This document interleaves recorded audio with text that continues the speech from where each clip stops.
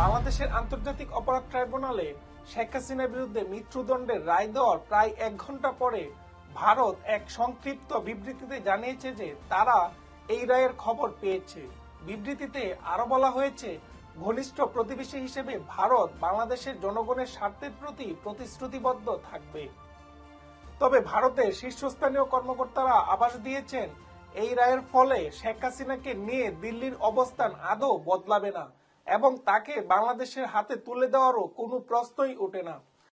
2024 সালের অগস্টে ভারতে আশ্রয় নেওয়ার পর তারা বলে, বিশেষ পরিস্থিতিতে বাংলাদেশের সাবেক প্রধানমন্ত্রী সুরক্ষা ও নিরাপত্তার কথা ভেবে তাকে সাময়িক ফর দ্য টাইম বিং আশ্রয় দেওয়া হয়েছে, এর বেশি কিছু নয়। বাংলাদেশের আন্তর্জাতিক অপরাধ ট্রাইব্যুনাল শেখ হাসিনার বিরুদ্ধে সাজা ঘোষণার পরে ভারতের সেই সাময়িক অবস্থা শেষ হয়নি। We have decided to inflict her with only one sentence, that is sentence of death. প্রত্যর্পণ চুক্তি অনুযায়ী শেখ হাসিনাকে ফেরত চেয়ে বাংলাদেশের পক্ষ থেকে ভারতকে একটি কূটনৈতিক পত্র বা নোট ভার্বাল পাঠানো হয়েছিল গত বছরের ডিসেম্বরে, আর মাত্র 2 দিনের মধ্যেই সেই নোট ভার্বালের প্রাপ্তি স্বীকার করেছিল ভারত। এরপর তারা সেই অনুরোধ নিয়ে কি ভাবছে বা কি অবস্থান নিচ্ছে ভারত আনুষ্ঠানিকভাবে তা নিয়ে আজও পর্যন্ত একটি শব্দ জানায়নি।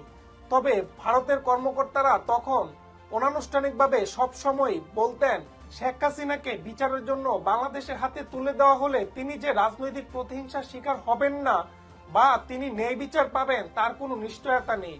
এই কারণেই ঢাকার অনুরোধ সাড়া দেওয়া দিল্লির পক্ষে সম্ভব হয়নি। তবে গত বছরের ডিসেম্বরের তুলনায় আজকের পরিস্থিতি অনেকটাই আলাদা, কারণ শেখ হাসিনা এখন বাংলাদেশের আদালতে গণহত্যার অভিযোগে সাজাপ্রাপ্ত একজন অপরাধী। 2013 সালে বাংলাদেশ এবং ভারতের মধ্যে একটি প্রত্যর্পণ চুক্তি স্বাক্ষরিত হয়। এই চুক্তির একটি গুরুত্বপূর্ণ বিষয় হলো, যে ব্যক্তিকে হস্তান্তরের জন্য অনুরোধ করা হচ্ছে তার বিরুদ্ধে অভিযোগ যদি রাজনৈতিক প্রকৃতির হয় তাহলে অনুরোধ খারিজ করা যেতে পারে। কিন্তু কোন কোন অপরাধকে রাজনৈতিক বলা যাবে না তারও একটি তালিকা দেওয়া আছে। এতে রয়েছে হত্যা, গুম, অনিচ্ছাকৃত হত্যা, বোমা বিস্ফোরণ, সন্ত্রাসবাদ সহ গুরুতর অপরাধ। বাংলাদেশে শেখ হাসিনার বিরুদ্ধে যেসব মামলা হয়েছে তাতে হত্যার, গণহত্যা ও গুম, খুনের, নির্যাতনের অভিযোগ রয়েছে। তাই এগুলোকে সহজভাবে রাজনৈতিক বলে খারিজ করা দেওয়া সম্ভব নয়। 2016 সালে চুক্তিটি সংশোধন করা হয়। নতুন ধারা 10(3) অনুযায়ী হস্তান্তরের সময় অনুরোধকারী দেশকে সব অভিযোগের জন্য তথ্য এবং প্রমাণ দেখাতে হয় না, শুধু সংশ্লিষ্ট আদালতে গ্রেপ্তারি পরোয়ানা দেখালেই অনুরোধ বৈধ হিসেবে গণ্য হবে। তবে চুক্তিতে কিছু শর্ত দেওয়া আছে, যেগুলো ব্যবহার করে অনুরোধকারী দেশকে প্রত্যর্পণ করা নাকচ করতে পারে। যদি ওই দেশের নিজস্ব আদালতে ওই ব্যক্তির বিরুদ্ধে কোনো মামলা চলমান থাকে, যদি মনে করা হয় যে অভিযোগগুলোর শুধু ন্যায় বিচারের স্বার্থে আনা হয়নি বা সরল বিশ্বাসে আনা হয়নি, যদি অভিযোগগুলো সামরিক অপরাধের সাথে সম্পর্কিত হয়।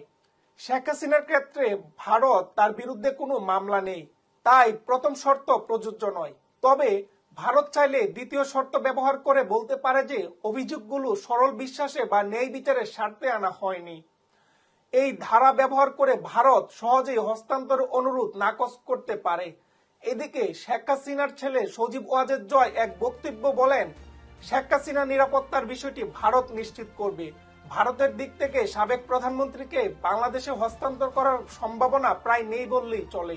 আওয়ামী লীগ এই দেশকে, বাংলাদেশকে স্বাধীন করেছে, আওয়ামী লীগকে শেষ করা সম্ভব না। আবার শেখ হাসিনাকে মৃত্যুদণ্ড দেওয়ার যে ঘটনায় উদ্বেগ প্রকাশ করেছেন ভারতের সিনিয়র কংগ্রেস নেতা শশী থারুর।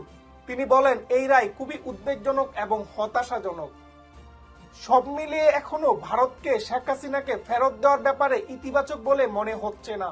ভারত যদি বারবার শেখ হাসিনাকে ফেরত দেওয়ার ব্যাপারটি এড়িয়ে যায় তা তাদের জন্যই সুখকর হবে না। আন্তর্জাতিক চাপ বাড়বে, এরপরেও তারা হাসিনাকে রেখে দিবে কিনা তা সময় বলে দিবে।